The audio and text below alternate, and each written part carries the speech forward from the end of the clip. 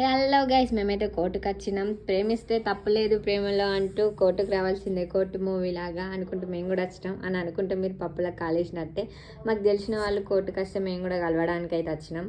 Mummy నేనైతే లక్షపేట మార్కెట్కి అయితే వచ్చినాం, అదే అంగడికి. సో కూరగాయలు తీసుకున్నాం, తర్వాత ఫ్రూట్స్ తీసుకుంది మమ్మీ నా కోసం కొన్ని.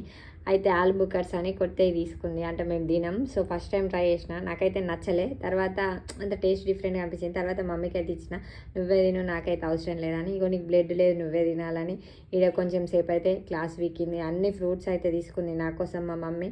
ఏ విషయంలో అయినా తగ్గుతుంది కానీ ఫ్రూట్స్ విషయంలో అస్సలు తగ్గదు. తర్వాతనైతే చిల్ అవ్వడానికి అట్లా సోడా తాగినాం మమ్మీ నేను. మంచిగా ఉంది, నాకైతే నచ్చింది. మా మమ్మీకి నచ్చలేదట, పుల్లగా ఎట్లా ఉందన్నది. రియాక్షన్ చూడు ఎట్లా ఇస్తాంతో.